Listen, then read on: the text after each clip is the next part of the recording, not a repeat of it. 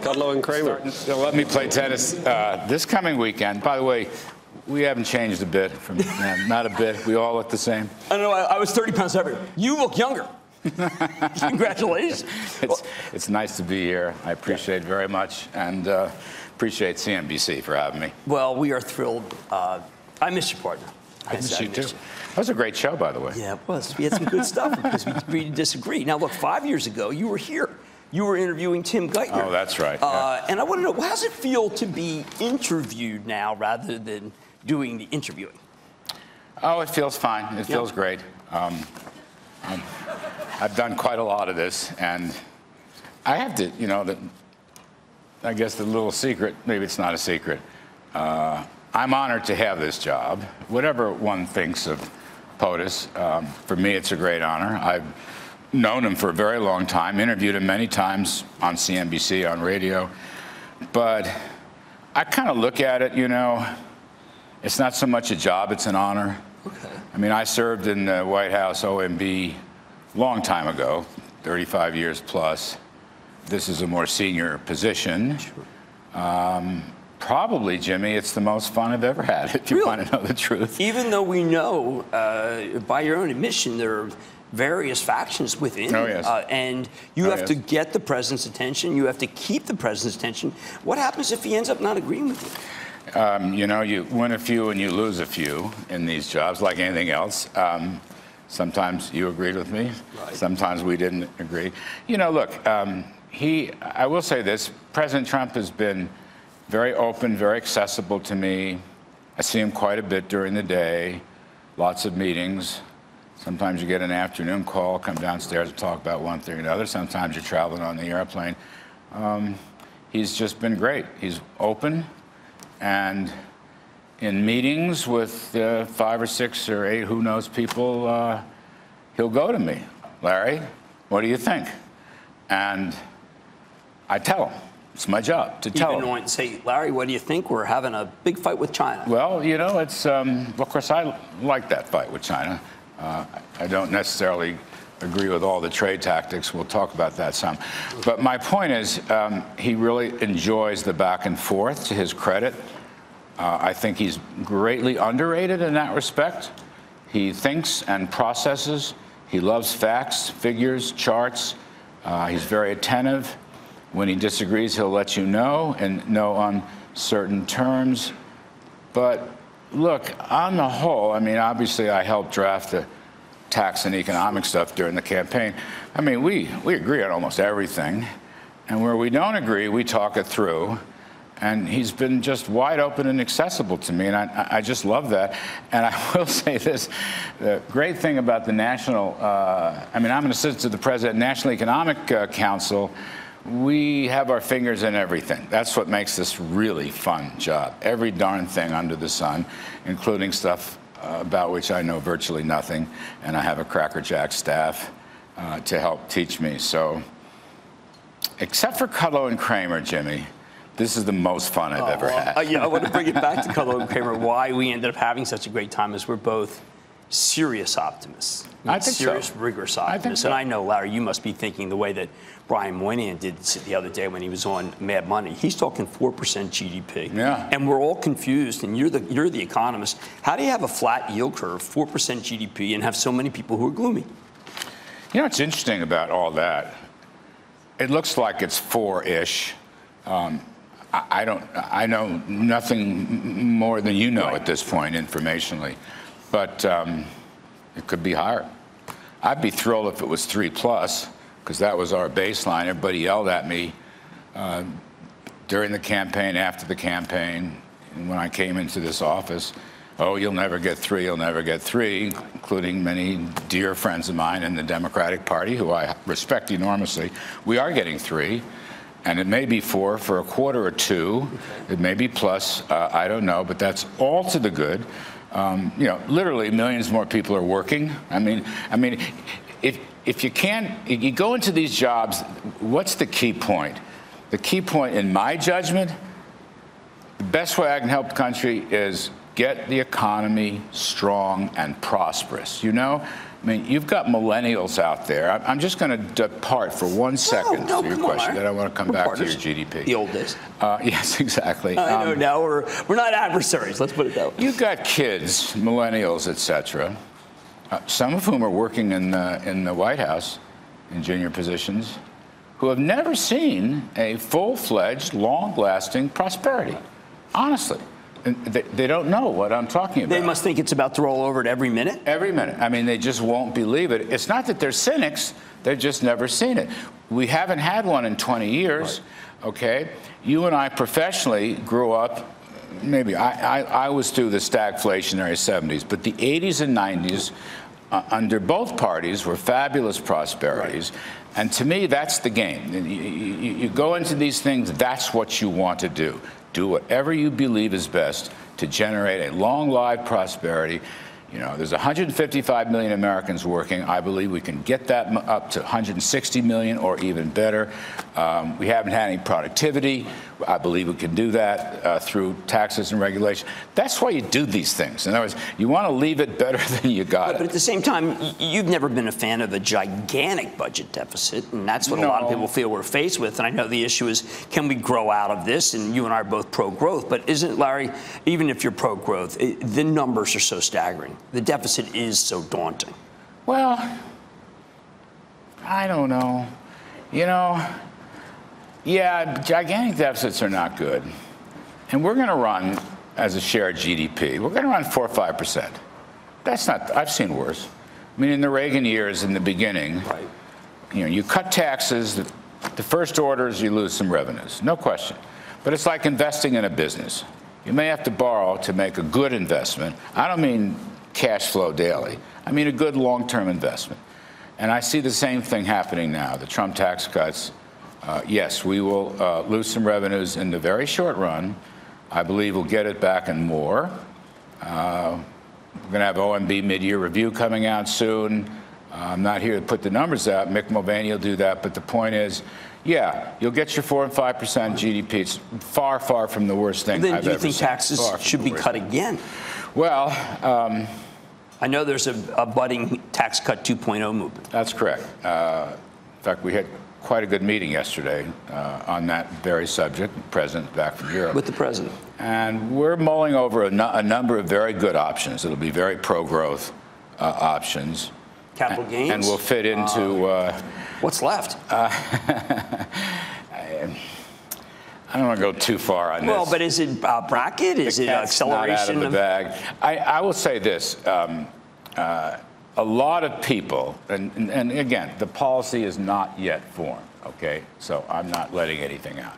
But there are a number of people on the Hill, for example, who would like to make a lot of the tax cuts, the individual tax cuts, permanent. Okay. Permanent. So not only did we have a successful tax cut, but we want to keep it that way. And then you may see, frankly, not only a 2.0, but you may see a 3.0, and you may see a 4.0. There's a lot of I'm an old Reagan tax reformer. Right. Lower the rates, broaden the base. A lot of that was done in the last bill. Much needs to be done going forward. So some of those ideas are circulating, and I think will come to fruition. Let me just go back, though. The GDP thing, look, I'm not an academic guy, but I just pose this thought to people. We are, in some respects, we are the 9th year of a recovery, all right? From the middle of 2009. It's allegedly long in the tooth for these younger people who are around you in the White House. That's right. And they've never seen prosperity. So here's a thought, and I may be wrong about this, but just to think about it. When I was a young economist at the Fed and Wall Street, it was usually labeled by economists of all stripes, 2% growth was a growth recession. You follow? It was not a recovery. It was not really an expansion. It was called a growth recession. It may have been Arthur Oken years ago. I don't know who coined that term. So just consider this possibility. We have been in a growth recession since the middle of 2009. Okay? And you can go back further if you like. Okay? Now, if we get the kind of numbers that you're suggesting and I'm suggesting, we've already seen some of that. I mean, on the quarterly basis, 4-quarter change. We're almost to 3%. We're going to go right to 3% this year. Look, that may be the beginning of the recovery. So this may not be so long in the tooth. You may actually You're saying that everything could have been a prelude to what's about to occur now? Well, you know, I noticed Jason Furman was on this morning on Squawk, and he's a friend. He's a terribly smart guy. He may disagree, and I get that. But consider the possibility that a capital spending boom that we never really had, okay,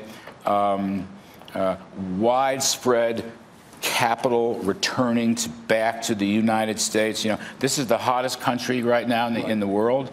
Trillions of dollars are coming here. It's leaving Europe. It's leaving China. It's leaving a lot of places.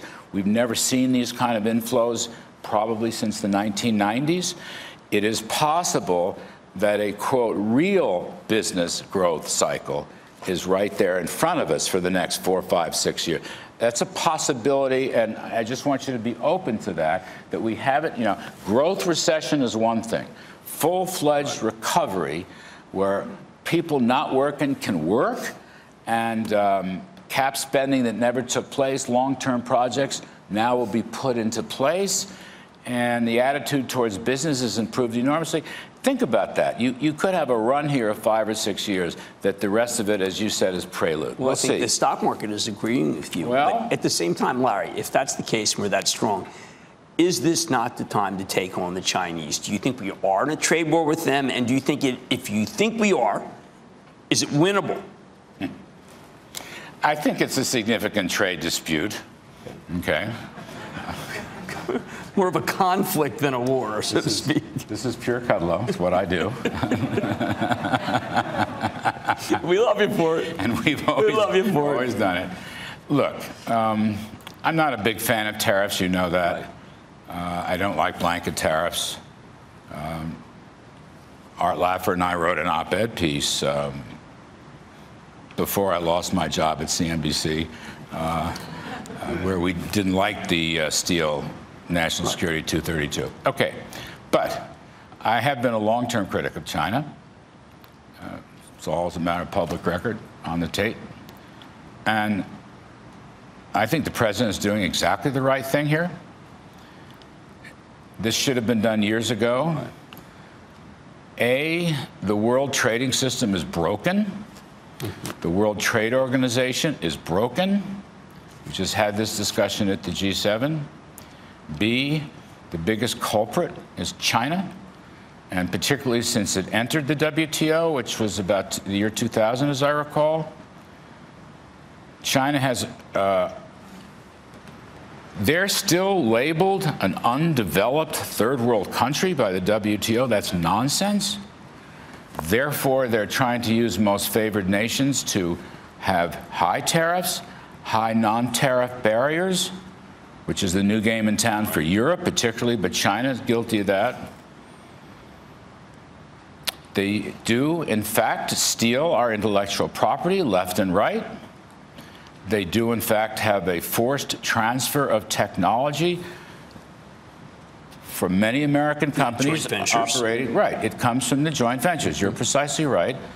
And they will not allow full American ownership, which would I mean, right now, I mean, I've had long discussions. I'm not a China hand or China expert, but I'm getting up to speed rapidly, talking to people in business as well as you open a company on a joint venture basis in a Chinese province, okay? And because you only own 49%, they own 51% or more, the local party leaders, you know, these are like mafioso dons, I'm told. You have to go and lay your entire blueprint on the table, including the technology, and they will have their experts open it right up. Yes, they just steal it. Well, listen, I'm with you, Larry. That's wrong. You introduced me to I just want to, this is such an important point. But you're sounding like a person you used to debate all the time with us, Peter Navarro. This is exactly what it sounds like versus, say, what you said in March 15th of 2010 on Kudlow Report, when you said, I believe the history here is that when we try to put the pressure on China in a public overt action, they don't like that. They revolt. We have to deal with them behind the scenes. It sounds like that you've come much more closer to what Peter used to always argue. Actually, I have. Okay? You have. Over the last Big change, because you debated. I mean, I caught dozens of interviews with Peter. It's taken a while for me to do this, but yes, I've come to that view because I think the problem's getting worse. I really do. I'm not a big trade deficit guy. Okay, balance of payments. You can argue, you buy the goods, but the capital comes back in. But it is odd to me, through thick and thin, whatever the stage of the business cycle, our deficit with China continues to expand. There's something wrong there. But at the same time, Larry, you did say once that consumers are so happy to buy reasonable quality, low-priced goods from China. This is what you taught me, that a tariff hurts the American consumer. Sometimes it's better just to subsidize the industry that's in bad shape, because you've always said to me, there's 300 million Americans that benefit from no tariffs. That couldn't have changed for you. So I have a solution. Okay. America is the lowest tariff country in the world. I mean, there may be New Zealand or something, smaller countries, not to demean them. But of the major countries, we are the lowest tariff country in the world. Our average tariff, I think, is about 2.5%. Now, China's average tariff is about 14%. It was worse, but they haven't made any progress lately. By the way, Europe's is also rising. So look, here's my solution. And the president agrees with this. Lower your barriers. All right? I want to help American consumers and business. Yes, yes, yes. Full choice.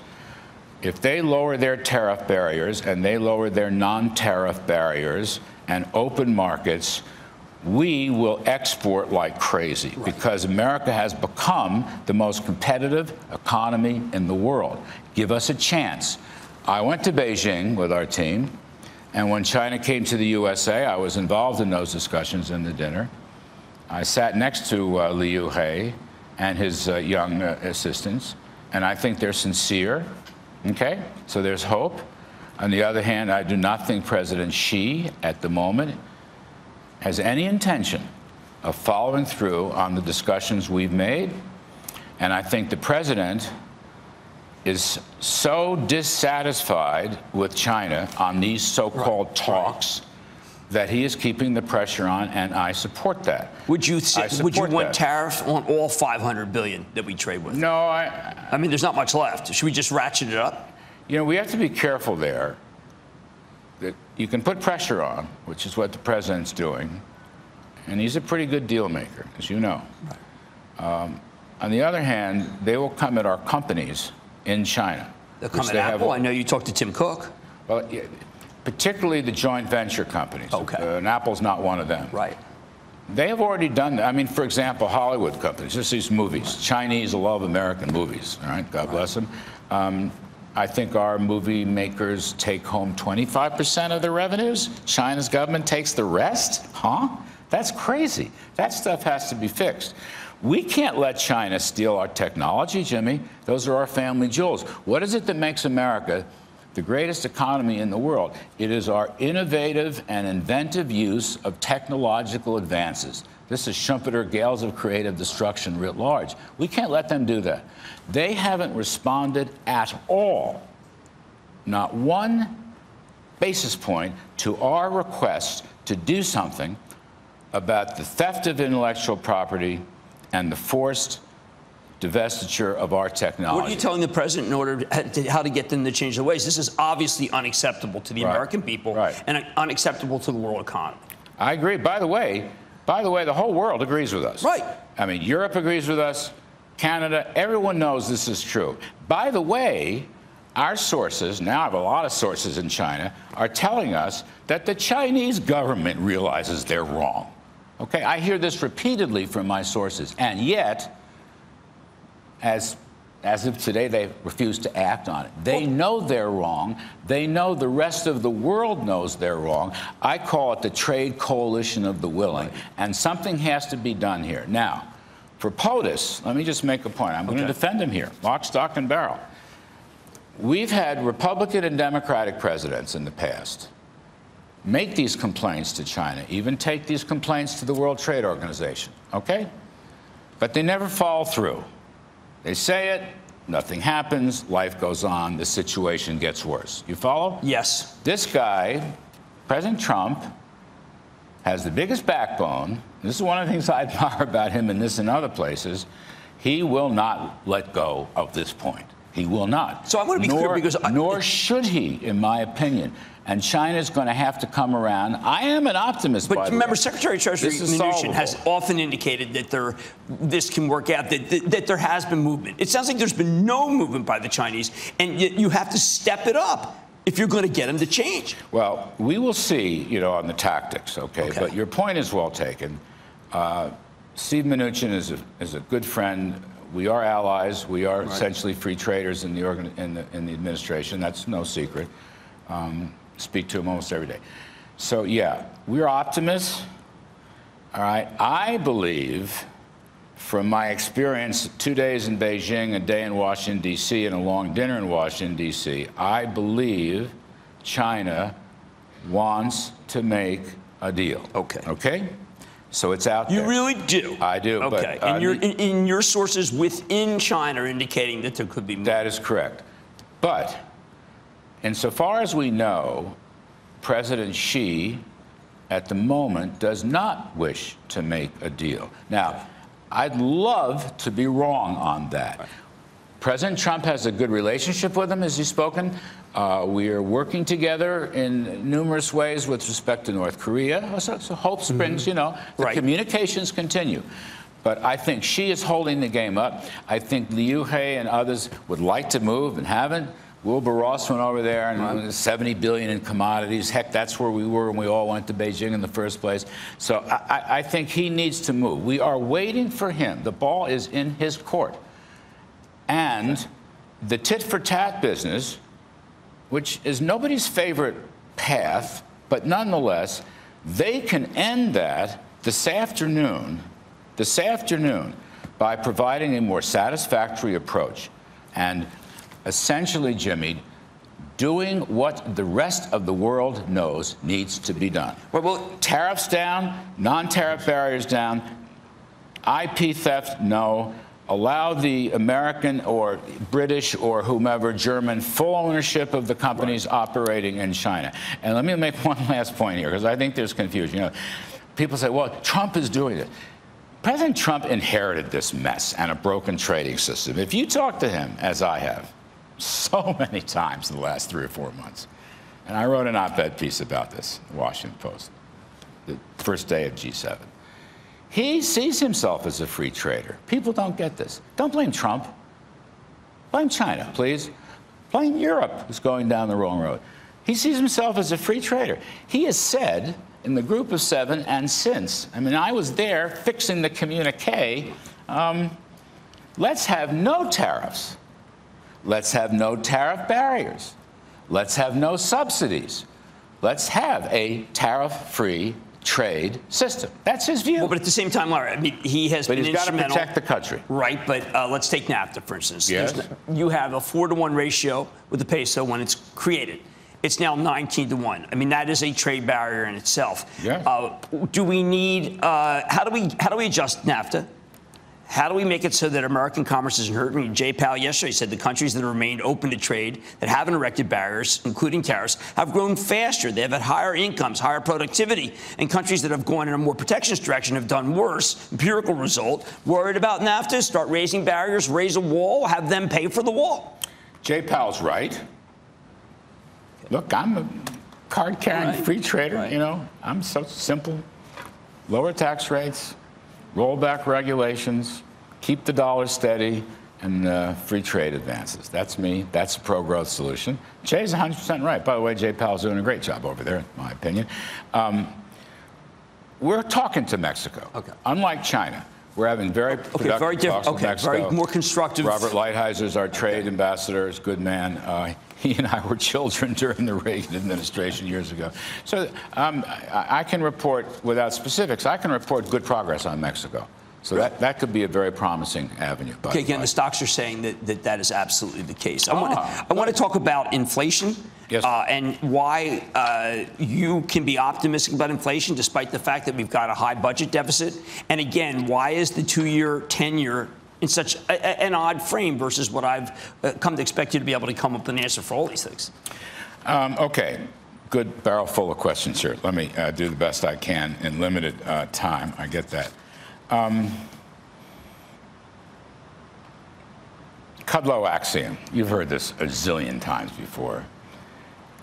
Economic growth does not cause inflation.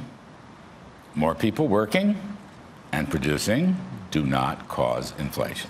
Okay?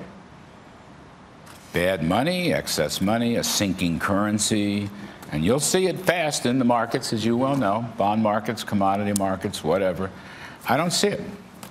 And I'm very happy. The Fed is independent. I made some remarks a few weeks ago. It's not aimed against the Fed. I support what Jay Powell's doing. I'm just saying I believe the new management at the Fed does understand that by itself, economic growth, particularly what I call supply-side growth, where you're increasing the economy's potential, more capital spending, more investment, more productivity, right? That's not inflationary. No, so why raise lockstep if the truth is that we're just beginning to get to certain parts of this country to get some of these workers more money? It's just happening now, just the last 3 quarters. I agree. I think, again, I don't want to spend a lot of time critiquing the Fed because I basically agree with what they're doing. Well, then is the 10-year wrong? But I think their gradualist approach is very good. Okay. I do. I think it's very good. And I think that approach, by the way, will get things done rather more quickly instead of holding it out. Now, regarding the spread, actually, we're reading the spread wrong. Okay, this is an interesting point. I want to give a hat tip to my friend and colleague and former anchor and so forth, Ron Insana, who is no fan of Trump. I think he and I get along very well. He wrote me beautifully when I was in the hospital. I love the guy. But Ron wrote a good article. He went back and looked at the yield curve model from the New York Fed, which was done by this chap, Estrella, who's now teaching up at RPI. It's actually not 10s to 2s. It's 10s to 3-month Treasury bills. Very important. And I actually went and got the model. The New York Fed is still publishing the model. The spread is flatter, but it's 100 basis points or so. Okay. It's not 20 or 30. That's very important. So it was 10s to the 91-day bill. This is Professor Estrada. And so from his work, the probability of a U.S. recession predicted by the spread over the next year is only 12.5% through the month of June, 12.5%. So I think people are making too much of the 10s to 2s. Watch the 10s to 91 days. Now, every recession has been led by an inverted curve, 10s to the 3-month bill. And you can look this up. I think Estrella still has, he's at RPI, I think he has his website. But the New York Fed is still publishing it. And I give hat tip to Ron Insana, who wrote this up on it. We found it on the CNBC website. So, good for you and good for Ron. Do you think the steel tariffs and aluminum tariffs have worked? Have they worked? There's no recession in sight. Okay, I just want to make that point. Right. No recession in sight right now. So then we can put more tariffs if we have to. Let's say if we put tariffs on German autos. Look, a lot of discussions are being held with the individual countries. Right now, behind the scenes. Right now. Jean-Claude Juncker, the head of the EU, is coming to Washington next week. We will be in discussions. I am told he's bringing a very important free trade offer. Okay? I'm told. I can't confirm that. This is what I'm hearing. It could lower barriers on both sides. That would be very bullish, Larry. Yes, it could. Look, I was in the bilaterals, just to step back for a minute, with Justin Trudeau and President Trump, and with President Macron and President Trump. And our team, I was there, Bolton was there, Lighthizer was there. And then they had their team. So President Trump said to both Trudeau and Macron, and later to Merkel, let's abolish tariffs, non-tariff barriers, and subsidies. Let's work together to do that, okay? We made progress. There were no deals, okay? That communique broke down not because of those bilaterals. The bilaterals were great because of a press conference that Trudeau never should have given.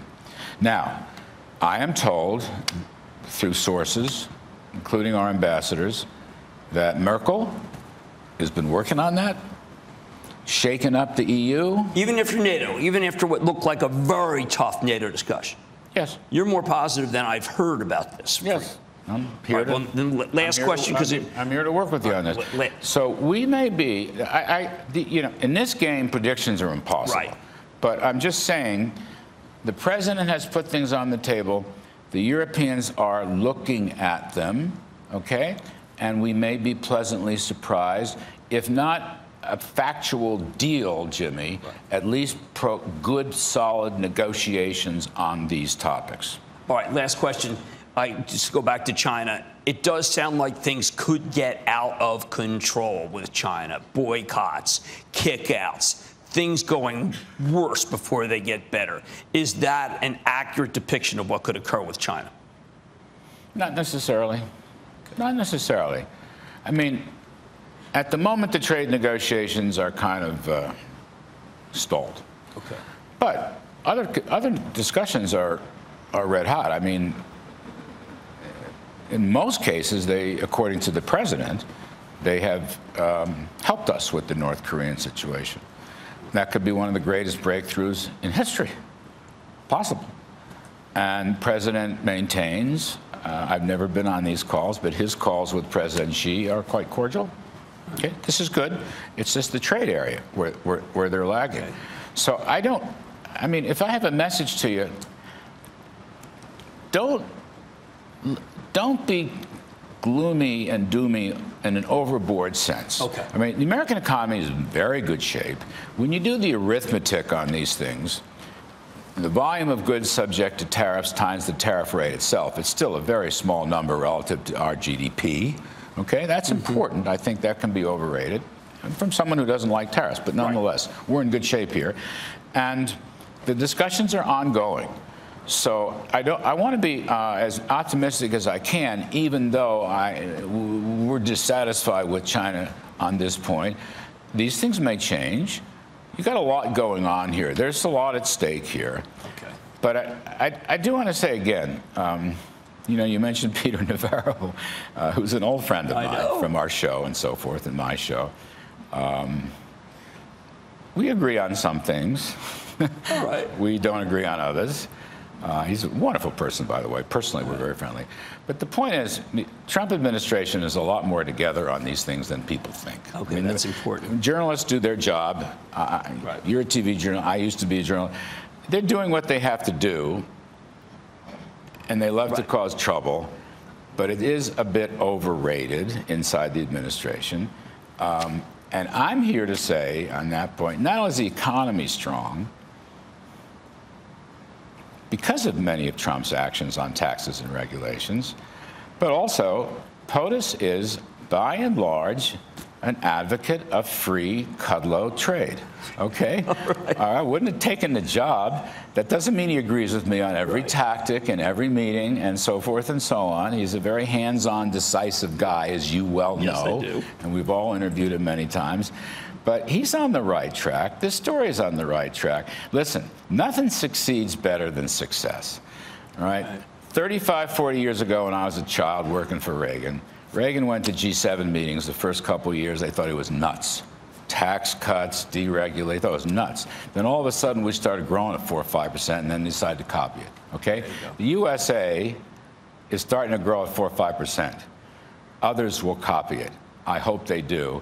And I hope free trade is still going to be a pillar of our policies. I love the fist bump. This is how we started. Yes, let's leave it at that on a positive note. Larry Kudlow, thank you so much. Hey there, thanks for checking out CNBC on YouTube. Be sure to subscribe to stay up to date on all of the day's biggest stories. You can also click on any of the videos around me to watch the latest from CNBC. Thanks for watching.